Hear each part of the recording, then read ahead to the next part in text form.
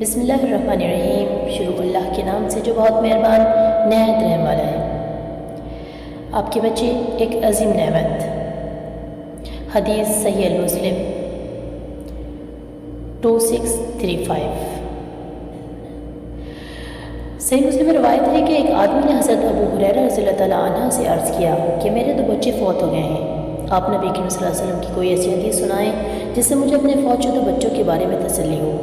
حضرت ابو ہریرہ رضی اللہ عنہ نے فرمایا کہ ضرور، اور پھر فرمایا کہ مسلمانوں کے فوت شدہ بچے قیامت کے روز اپنے والدین کی سفارش کریں گے، اس طرح کہ اگر والدین دونوں یا دونوں میں سے کوئی ایک اپنے گناہوں کی وجہ سے جہنم میں ڈالا جائے گا تو فوت ہونے والا بچہ اپنے والدین کو کپڑوں سے پکڑے گا، جس طرح سے کہ کوئی کسی کا دامن کا کنارہ پکڑ لیتا ہے، اور وہ بچہ اپنے والدین کو نہیں چھوڑے گا حتیٰ کہ اللہ تعالیٰ اس بچے کو اور اس کے والدین کو جنت میں داخل فرمائیں گے۔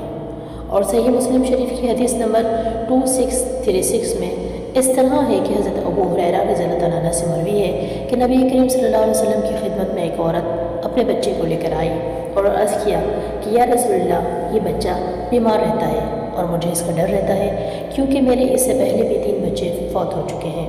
نبی کریم صلی اللہ علیہ وسلم نے فرمایا کہ تیرے فوت شدہ بچے جہنم کی آگ سے تیری حفاظت کا زبردست سامان کریں گے۔ ابو موسیٰ اشعری رضی اللہ عنہ سے روایت ہے کہ رسول اللہ صلی اللہ علیہ وسلم نے فرمایا جب کسی کا بچہ مر جاتا ہے تو اللہ تعالیٰ فرشتوں سے پوچھتے ہیں تم نے میرے بندے کا بچہ لے لیا؟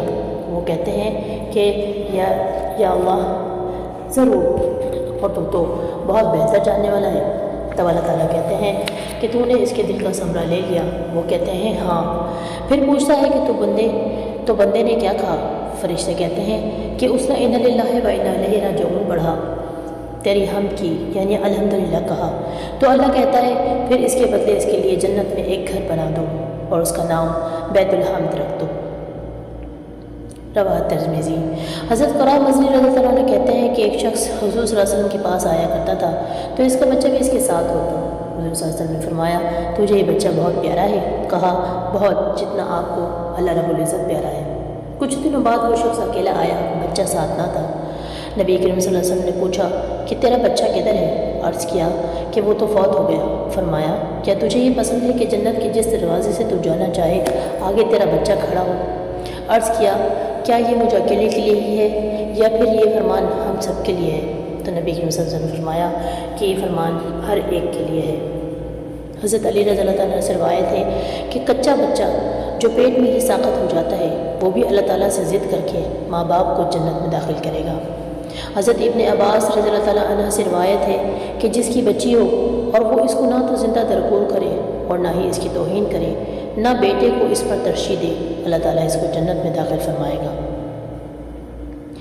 امام قرطبی رحمۃ اللہ علیہ نے ایک روایت میں یہ بھی لکھا ہے کہ حضور صلی اللہ علیہ وسلم نے فرمایا کہ میں نے اپنی امت کا ایک آدمی دیکھا جس کو جہنم کا حکم ہوا تو اس کی بیٹیاں اس کے ساتھ چمٹ گئیں، چیخنے لگیں اور کہنے لگیں اے رب، ہمارے اس باپ نے ہمارے ساتھ دنیا میں بہت اچھا سلوک کیا تھا، تو اس کے بدلے اس پر رحم فرما۔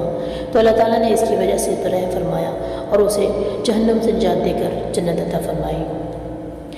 ناظرین کرام، ان مذکورہ والا واقعات و روایت سے معلوم ہوا کہ عورت میں اللہ تعالیٰ نے بہت خیر رکھی ہوئی ہے اور عورت ہی واحد سبب ہے اولاد کا۔ اگر اولاد مالک مر جائے، خواہ بیٹا ہو یا بیٹی، وہ جہنم سے حجاب بن جائے گا ماں باپ کے لیے۔ لہٰذا جو لوگ اپنی بیوی پر اس لیے ظلم کرتے ہیں کہ بیٹا کیوں نہ جنا، ان کو غور کرنا چاہیے کہ بیٹی پالنے میں کتنا اجر ہے۔ پھر قرآن پاک کہتا ہے کہ اولاد دینا یا نہ دینا، صرف بیٹے یا صرف بیٹیاں دینا، یہ سب اللہ تعالیٰ کے اختیار میں ہے۔ تو جب بیوی کا اختیار ہی نہیں تو اس پر ظلم و جبر کیوں؟ کہتے ہیں کہ ابو حمزہ النصیبی کی بیوی شاعرہ تھی۔ ایک مرتبہ جب اس کی بیوی نے بچی کو جنم دیا تو اس کے خاوند ابو حمزہ نے غصے اور ناراضگی میں اس کو خیمے میں چھوڑ دیا اور خود خیمے سے 7 والے مکان میں رہنا شروع کر دیا۔ تو اس پر اس کی شاعرہ بیوی نے چند اشعار کہے، اس کا ترجمہ کچھ یوں ہے کہ وہ اس بات پر ناراض ہے کہ ہم بیٹے کیوں نہیں جنتی، اللہ کی قسم بیٹے جننا ہمارے بس کی بات نہیں، بے شک ہمیں جو دے دیا گیا وہی لے لیتی ہیں، اور ہماری مثال تو مزارع اور ذمہ دار کسی ہے کہ زمین ذمہ دار جو کچھ بوئے گا وہی اگائے گی۔ حضرت عائشہ صدیقہ ام المؤمنین رضی اللہ عنہا فرماتی ہے کہ حضور صلی اللہ علیہ وسلم نے کبھی عورت یا خادم کو ہرگز نہیں مارا، بلکہ اپنے ہاتھ سے کسی چیز کو بھی نہیں مارا سوائے جہاد کے، اور کسی سے کبھی انتقام نہیں لیا مگر یہ کہ کوئی اللہ کی حدود توڑتا ہو۔ حضرت ابن عباس مسعود انصاری رضی اللہ عنہ فرماتے ہیں کہ میں اپنے غلام کو مار رہا تھا، پیچھے سے آواز آئی کہ اللہ تعالیٰ زیادہ قادر ہے تجھ پر جتنا تو اس پر قادر ہے۔ پیچھے مڑ کر جو دیکھا تو نبی کریم صلی اللہ علیہ وسلم تھے۔ میں نے فوراً کہا اچھا حضور، وہ اللہ کے لیے میں اس غلام کو آزاد کرتا ہوں۔ فرمایا اگر تو آزاد نہ کرتا تو تجھے جہنم کی آگ جھلس کر رکھ دیتی۔